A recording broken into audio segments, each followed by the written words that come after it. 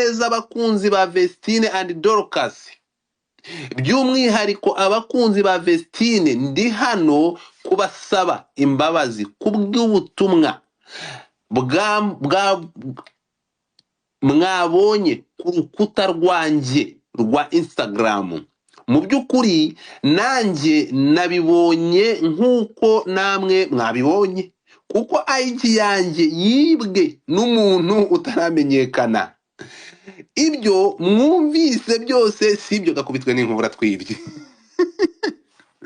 Vestine uratwibye, witwiba, ntabwo turi ibigoryi, ntabwo ibi bintu ari byo. Vestine nutwibe, abantu bibye, ntabwo umuntu wibye IG yawe yari kwandika ngo akore status yongera yisibe. Ntabwo turi ibicucu. Hanyuma niba yibwe, ko turi kubona ahangaha wanditse muri Instagram ishimwe Vestine, none se ishimwe Vestine sinde turashize akoresheje indi Instagram se? Ibyo ngibyo ngomba ikizongereza ngayo nguko. So iyi ngiyi rero niba mundebere uru rukuta, mundebere ku rukuta rwa Vestine n'ibintu ari byanditse. Golfa ibyo uri kurasoma biri kuye post. Ndabona ishimwe Vestine ariko hariho udukobwa tubiri twatwana turirimba. Ntabwo ari we. Inkuru irakomeza rero. So ngayo nguko. Urumva ko inkuru zamaze kuba uruhumbira jana, ariko noneho kundi kuva kuri Vestine abantu bagahita babigihumbira, ibyo bitangaje. Yewe niyo nkuru. Uyu mukobwa mbere yuko yurira indege ajya muri Canada, uyu ni umukobwa wavuye ahantu yaragiye mu gitaramo ntiyigeze akandagira, iwe yagiye ku kibuga cy'indege pa. Uyu muhanzi wa gospel ageze muri Canada yakoresheje amagambo yateye abantu kwibaza. Nk'umuntu ufite urugo w'icyamamare twumvaga ari butubwire uburyohe bw'urugo, mwumva amagambo y'uyu muhanzi kazi. Ariko mwana wanjye ntuzashira kukiri muto cyane. Uzabure oya reka mwabantu meze mu byihore Zurukazazaberetse namukubita iyo namukubita nafata inkoni nkamucira aramutse ajya ashaka akiri muto cyane cyane. ese ukorera tukiri muto ntawamenye wese umugambi bana Abose we ni gute wifata ndi drive ahantu habiri ukampamagara kandi ushobora gucenga platform mbere. Ikintu cyakimamagarira umva hano. namukubita iyo namukubita nafata inkoni nkamucira aramutse ajya ashaka akiri muto cyane cyane. ese ukorera tukiri muto oya ngiye reka umugambi w'Imana ntawamenye. wese umugambi bana ubayeho nk'uwo oya mana yanjye mana wowe ukunzi nagenda nkiri muto sibyo. Okay, tuvuye aha tugiye kuri iyi nkuru urukuta rwa Instagram. Amagambo yaje agira ati where is that word, biri hehe mu ntiza amatwi gato. Muri iki gitondo, give me a second, muri iki gitondo cyangwa uyu munsi haje ku rukuta uwitwa Ishimwe Vestine. Yagize ati, yateruye interuro agira ngo today the life I am living is not the life I choose. I am living in a bad situation and I didn't deserve this. I know I made a bad decision in my life, but it's okay. God allows some things to happen so we can run. I have run a lot. No man will ever lie to me again to destroy my life. Icyo ni igika cya mbere ahita ashyiraho akadomo ngo nobo. Amanuka hasi. Umuntu utari kuryoherwa na accent yanjye y'icyongereza nta shuri wanyishuriye, ubwo ugende wiherera ure birarangira. Sense mwihangane na accent yanjye ntabwo byari byoroshye. Uriko nyumva. Hanyuma tujya ku kice cya kabiri tugira duti ego ko nibagiye kubyereka abanyarwanda. Dore ngibi. TikTok murahari. Dore ngibi nawe mwisomere muzuminge. Noneho ahantu byari biteye inkeke ni hano hasi. Urumva ko amaze kuvuga ko abayeho mu buzima bushaririye cyane. Yamanutse hasi agira ati, the next man I choose to be with, I will first get to know him well, know his family, and know everything about him. No one will ever use me again. So bisobanuye ngo Vestine hano yamaze kudetermina ko yamaze deja ubuzima yari arimo bushaririye abushyizeho akadomo nobo. Arangije kubushyiraho akadomo aragaruka aduha icyerekezo cy'ubuzima bwe bw'ahazaza. Undi mugabo aravuze ngo the next man, so undi mugabo azabana nawe kuko uyu nguyu yamaze guta ibishanga. The next man azabana nawe aratubwira yuko azamanza kumenya ndetse akamenya n'umuryango we. Namara kumenya umuryango we, uwo nguwo ngo ntabwo azongera kumena umutima we. Jesus. Ngayo nguko. Ariko noneho mu kiganiro hari amagambo nanze kuvugira kuri Twitter. Turi kumwe? Turashize. Iyi foto sumbaye. Iyi foto mbaye. Amagambo nanze kuvugira no kuri Twitter nari mu kiganiro uyu mwana w'umukobwa yakoze, yari amagambo ateye inkeke. Yivugiye abwira murumuna we ngo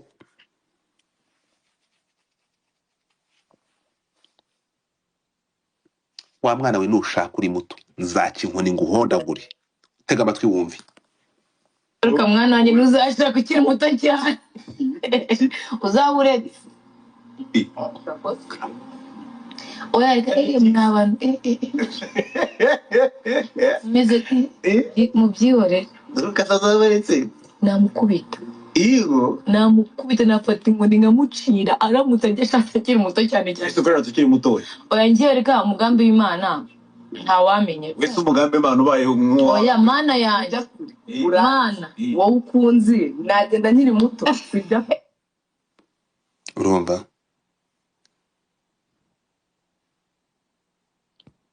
Murabyumvisha abanyarwandakazi. Ngayo nguko. Aba bajene bakimara kugera muri Canada ahisemo gufata umwanzuro wo gukora ibisa n'ibi, agaragaza ko ubuzima yari abayemo bumeze nk'ikuzimu atazongera kubusubiramo ukundi, ndetse mu buzima bugiye kuza agiye kuzabaho ubuzima bwishimye kuko azamanza gukora investigation, akora iperereza ryimbitse ku mugabo bagiye kubana. Uwo ni Vestina cyangwa ni Vestina, hajya no Vestina. Ngayo nguko. Hakaba hari andi makuru tutari buze gutangariza ahangaha ko tubifitiye uburenganzira ko tugiye kwinjira mu buzima bw'umuntu, kandi ahangaha turi kuri iki gika kiri ngibi yishyiriye hano hejuru kuri iyi nyandiko yakoze. So mu yandi magambo, uyu mwana bishatse kuvuga iki? Yaba yaragiye gushakana na Idirisi atabitekerejeho? Ibyavuzwe ko cyangwa n'andi makuru ari kuva iruhande y'uko uyu mwana yagiye gushakana n'uyu mugabo ari kuri mission cyangwa ari kuri deal, atari afite gahunda yo kubaka, byaba ari byo. Ibi ngibi tubitega amaso. Noneho ndakubwira ko umunyarwanda arakasa mutwe kuri TikTok, umuntu araje nari kumvikana Kenzo. Turi gukumva. Kuri TikTok umutipa araje atubarira iminsi, aravuga ati Godfather abantu bari bamaranye iminsi 136 niherendarira. Babaze n'iminsi bamaranye, ngo bamaranye iminsi 136 ngo n'amasaha 4 n'iminota 42. Amasegonda niyo batambwiye mbere yuko berekeza muri Canada. Ibi bintu ni igitangaza. Turimo kunyumva? So haye gataho bantu muranga kuri Twitter ntabwo nkiyakunda cyane kwa hostingira ibi biganiro, ariko nubwo nshaka kugira ngo nongere ngiye kuza, ndabona musigaye munaza sha musigaye mwaramaze kumenya ko nagarutse. Akasa mutwe ntaho nshobora kujya, ndahari, ariko kuba mfite abantu 250 kuri Twitter biba bimbabaje. Nakabe bafite abantu benshi mukaza mukumva ibyahishwa abanyabwenge. So uru rugo rw'icyamamare mu bakozi b'Imana, Imana yacu ko muri iyi minsi musigaye muyigambanira. Aba bahanzi baririmba ibijyanye no kuramya no guhimbaza Imana ko mukomeje kudutenguha. Iyi nkuru y'iki cyamamare girimba indirimbo zihimbaza Imana ije nyuma y'umukobwa wundi uririmba indirimbo zihimbaza Imana wakoze ibyangwa n'amaso y'Imana n'amaso y'abantu. Ibyo mwarabikurikiranye? Video mwarazibonye? Imana izindire ntazo nigeze mbona, narazibonye ndiherera ndarira. ndarira uyu ni umwana w'umukobwa uririmba gospel wagize gutya ashakana n'umudiaspora ariko ngo baza gusanga gutegereza amezi 6 yo kuva gufite ibitari menshi ngo baravuga ngo rega si ngombwa kuza tekinoloji ari bitero twajya dutera akabyizi online akabyizi bagatera online umukobwa akaba ataragenda akitunarikaho byaje kurangira ibyo byishimo bidusangije nakugeze ku kimenyetso cy'umusaraba umwarabu dukoropana nawe aravuga ati katika jina la Yesu kandi ari umuyisilamu byari biteye ubwoba so Dorokase ubu turi kuvugana atandukanye ni Vestina yego Vestina biravugwa ku cyangwa nk'amakuru turi kureba ubwo nuko ariko nkuko mubizi abahanzi nk'aba ngaba ndababwiza ukuri andi makuru ari kutugeraho ngo nuko uyu mugabo yaba afite izindi mbaraga zitava hejuru ariyo mpamvu muri iyi nyandiko uyu mukobwa yagize ngo undi mugabo tuzabana nzamanza mwigemenye n'umuryango we kuko umuryango naje kwisanga narashatsemo naje gusanga uyu muryango ufite imana wemera Yesu Kristo mwana w'Imana yashakanye n'umuntu usenga Bayali ariko narumiye God fata so ngayo nguko kabano uraho neza nanone nyuma yo kumva inkuru y'uyu mwana w'umukobwa umaze mu rushako iminsi 136 wumvisha ugize ubwoba mu nda iyi nkuru ntago wayumva ngo yemere ugize ngo iki iyi nkuru ntago wayumva ngo yemere kuko ntago bibaho nateruye telefone mbamagara umunyamakuru wanditse inkuru yo kugenda mubaza nti wandika inkuru wumva gumeze gute ati nayambutse mfite umuswara nyandika ndira ndinda ndangiza ndira byaba bibabaje bibaye ari byo reka gusa twibaze tutegereze ko ari show busy ariko bibaye ari byo byaba bibabaje kuko bari abana baritonda kwitonda ni ikintu kimwe ndakubujije wa mugabo we urumva kwitonda ni ikintu kimwe iyi si yamaze kuba ubucuruzi abantu bakoresha imbuga nkoranyambaga namwe bakurura amakuru nuko mu gihugu cy'u Rwanda urimo kunyumva mambo ya umbeya cyangwa icyo bita paparazi iryo tangazamakuru ritemewe ryo kwinjira mu buzima bw'ibyamamare tukaba tumenya amakuru y'ibyamamare ariko tukaba tudafite aho kuyatangariza RIB igira gutya ikadukubita ikibando ku munwa tutemeye gutangaza inkuru z'ibyamamare ubundi umupaparazi turi kumwe ndakumva ubundi umupaparazi aragenda akanashinga kamera ku rugo rw'umusitari akamucukumbura